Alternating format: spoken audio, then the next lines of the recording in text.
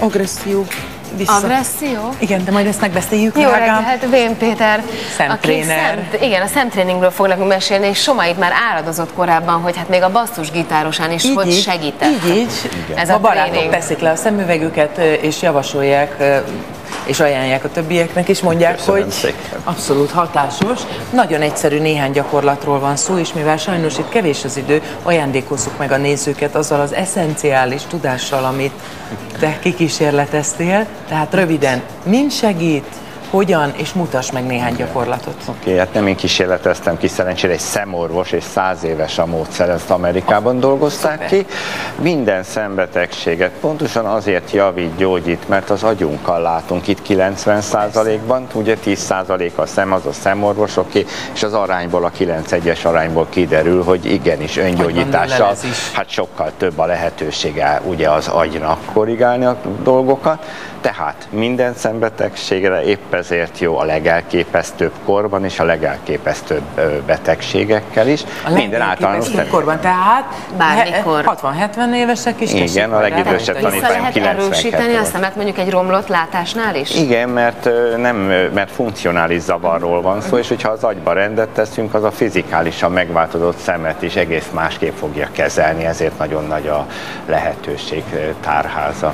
Ha mondjuk csak meg szeretnénk erősíteni, mert mondjuk nem vagyunk szemüvegesek, de például Stoll András ugye szemüveges, és ez neki nagyon megtetszett, amikor reggel erről beszéltünk, hogy ő hogyan hagyhatná el a szemüvegét. Hogyan erősítjük csak? Valami egyszerű gyakorlat. Hát természetesen szemüveg nélkül, mert az megerősíti és rögzíti a rossz nézési szokásokat, és törekedjünk arra, hogy a szem mikromozgásait visszakapjuk, mert a bámulás és a fixálás a civilizáció betegsége ez, amit az iskolában csinálunk, ugye, hogy egy évben 10 hónapot nézünk a táblára, aztán utána a monitort nézzük, aztán rámegyünk az internetre. Ez a fixálás, ez a hunyorogás, ez okozza a látászavarokat, és ennek a lazítása lenne a legcélszerűbb, már magával a pislogással. Tehát ne így csináljunk, ne hunyorogjunk, ne ráncoljuk a homlokat, hanem pislogjunk, figyeljünk oda. Balra, jobbra? Igen, de azt se a szemmel csináljuk, hanem inkább a fejjel. Ez az az ingázás, amit már nagyon sokszor bemutatunk, mert ez megakadályozza, hogy egy pontra figyeljünk. Ez a szem is megy,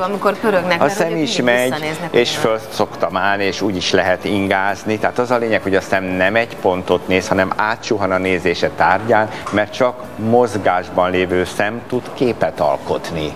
A harmadik legegyszerűbb gyakorlat pedig az, hogy eltakarjuk a szemet, mutatom, ha nem haragszanak, a letakart, lehúnyt szemet, és így eltöltünk a számítógép előtt 2-szer óránként, fél percet csupán, 20 másodpercet, és utána először csak felvillanásokra javul meg a szem, de 2 hét elteltével már egy egész új gyógymódot tudnak magukével azok a dolgozók, akik mondjuk óránként vagy egy pár percet ugye el kéne pihenéssel kell a számítógép. Mondtad ezzel kapcsolatban, hogy nagyon-nagyon pihentető a szemnek a vaksötét. Igen, tehát tulajdonképpen ebből a szempontból azt kell mondjam, akkor optimálisabb vaksötétben aludni. Hát igen, ha lehetne, mert az álmunkba is bevisszük ugye a problémáinkat, és hogyha a vaksötétben még valami kellemes élményre gondolunk, pozitív biofeedback visszacsatolás, akkor sokkal mélyebb lesz ez a pihenés. 16 éve vagyok szenvedő függő.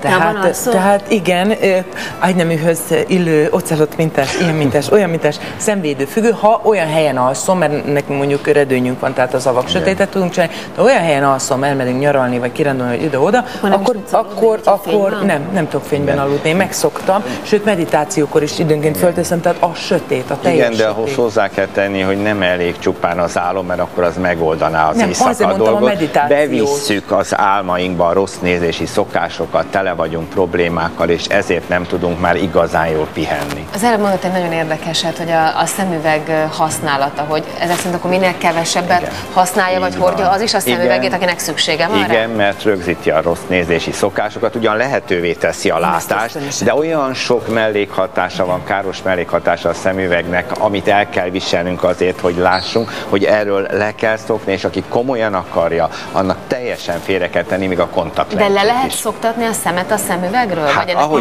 én 16 éves szemüveges vagyok, 180 fokos cilinderlencsés, ami ugye azt jelenti, hogy egy belső szemtengely ferdülése van, tehát ha fölteszed a szemüvegemet, akkor hihetetlen, hogy mit érzel, és már tehát én eldöntöttem, hogy én ezt tényleg csak akkor veszem fel, ha nagyon szükséges, tehát vezetés, olvasás, de nem hordom, hiába egy 2,5-es dioptria. A gyerekeknél vigyázni kell, ott nem mindegy egy kancsa a gyereknél, hogy mit teszünk, de szakemberek és orvosi segítséggel ott is csak így lehet javítani, ugye? Felnőtteknél viszont gyakorlatok alatt sose hordjuk a kontaktlencsét sem, és a kontaktlencse irritációját is iszonyatos módon javítja ez a látástréning, és ezért csináljuk ezeket a szemwellness szombatokat, ahol gyerekeknek is minden. Gyönyörű, akkor most rakjuk sorra a gyakorlatokat. Igen. Az első a szemletakarás. Szemletakarás kézzel a számítógép mellett 2x20 másodpercre. Aztán ingázás, amit lehet állva is csinálni, hogy mindig átsorran a szemmet, csak és kizárólag a mozgó szem tud képet alkotni. Utána menjünk oda az ablakhoz, ez a harmadik gyakorlat, és nézzük a fényt, az eget. Ugyanis elbányalovasodunk, 2 millió évet kinnéltünk a szabadban, a napfényben, túlzott a óvatosság a napfénytől. Benn élünk a plázákba, és ez fokozatosan sajnos bányaló effektust alakít ki, és rontja a szemet. Ha csupán egezünk ott, most ugye belenézek a vakító fénybe itt a stúdióban, az eleve megteszi a hatását. Nem muszáj a napban nézni, ugye, mert az kártékony, akkor hunjuk le a szemünket. De csupán az ég nézése, a fehér felhők nézése. Potyognak először a könnyünk, megszünteti később a fényérzékenységet. Ez a harmadik legjobb gyakorlat. Utána sokkal világosabban látjuk a könyvet, sokkal jobban látjuk a számítógépet, és 1-2 hét múlva az egész közérzetünk megváltozik, holott eddig azt hittük, hogy influenza kerülget minket egy kiadós szemet erőltető, mondjuk monitoros munka után. Szó sincs erről. Pihentetni kell a szemet, és ezen keresztül az egész szervezet megváltozik. Egyébként a fénybebámulásról annyit, hogy van egy olyan kineziológia alapgyakorlat is, hogyha depresszió közeledik, vagy érzet, vagy lehangoltság, akkor ők a harmadik szemnek nevezik. Zseblámpával bevilágítani ide a harmadik szemhez, vagy fényfele fordulni. Tehát ez egyszerre a lelkünkre és hát a szemünkre és mindenre kihat. Nagyon szépen köszönjük, Péter, és hogy ezt a 3 egyszerű, ám annál hasznosabb és praktikus szemgyakorlatot elmondta. Nagyon szépen köszönjük. Csak így lehet. Én is köszönöm. És akkor mi visszatérünk a zenéhez, ugyanis Dorina énekel nekünk most még egyet.